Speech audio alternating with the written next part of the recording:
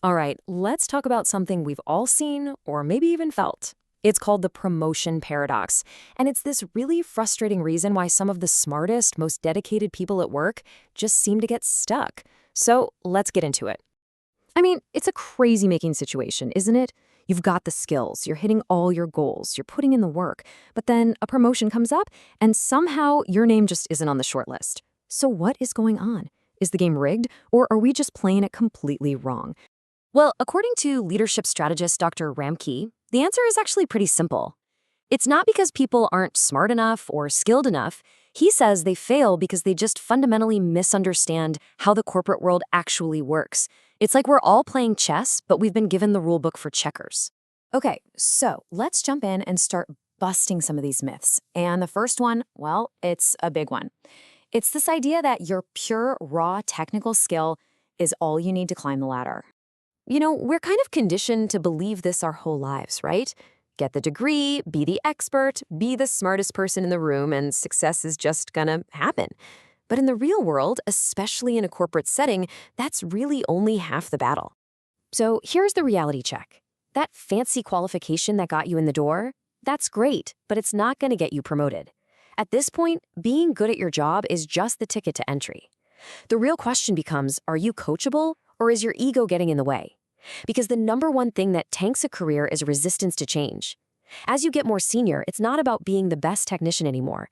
It's about those soft skills, leadership, persuasion, influence that really start to matter. Okay, so if it's not just about skills, then it must be about just working incredibly hard, right?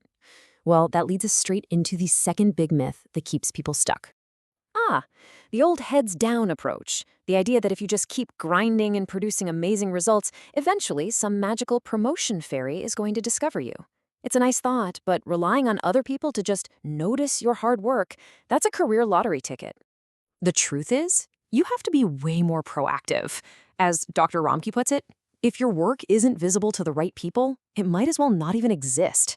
The people who are moving up quickly, they're not just waiting for their next task. They are creating their next opportunity. The company doesn't just reward hard work, it rewards strategic work.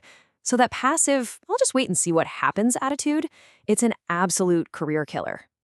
And this slide just nails the difference. See, performance is all about how well you do your current job. It gets you that good annual review. But promotion, that's about getting selected for the next job. And that is a totally different ballgame that requires visibility and influence way beyond your daily to-do list. So, on to our third and final myth. And honestly, this is the one that so many super smart technical people fall for. It's the idea that all the social stuff at work is just noise. This is that pure technician mindset, the person who thinks they can just ignore the so-called people stuff and just focus on their code or their spreadsheet. But trying to succeed in a social vacuum like that, it's a huge mistake. Take a look at this number, 21%. Any idea what that represents? That is the percentage of employees globally who actually feel engaged with their work. It's shockingly low. So what's the number one cause behind this massive disengagement? Yup, it's managers who are absolute geniuses at their job, but they have zero emotional intelligence.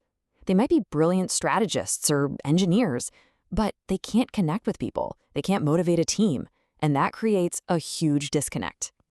So here's the bottom line. Success in the corporate world is a social game. As you move up, your EQ, your emotional intelligence, becomes way more important than your IQ. Can you build alliances? Can you manage stakeholders? Because ignoring those relationships is one of the quietest but most effective ways to kill your own career. Okay, so we've just torched the old myths. So what's the new model?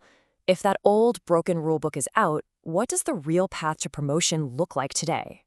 First things first, forget the career ladder. That idea is dead. Today, it's all about the corporate lattice. Think of it less like climbing straight up and more like moving across a grid. You might make a lateral move to a different department to pick up a new skill. You might join a special project to build your personal brand. It's all about creating a powerful portfolio of skills and relationships, not just collecting job titles. So this is all great, but what do you actually do with this information? Well, Dr. Ramke boils it all down to a pretty simple but really powerful new blueprint for your career. It's really a three-step formula. First is awareness. That's what we're doing right now, understanding the real rules of the game. Second, you need a strategy. No more just drifting and hoping for the best. You need to actively plan your next moves. And finally, none of it works without adaptability. Being willing to change, learn new things, and never letting your ego get in the way of your own growth. And this quote right here, this is the entire mindset shift. The people who really succeed stop thinking of themselves as just an employee. They start acting like the CEO of their own career. They manage their personal brand, they build strategic partnerships, and they're always looking for the next innovation to stay ahead. So I'll leave you with this one last question to really think about. When you look at your day-to-day work, are you just being busy, checking off boxes and filling up your calendar? Or are you being impactful, making strategic moves that people actually see and that actually move the needle? Because the difference between those two things, that's everything.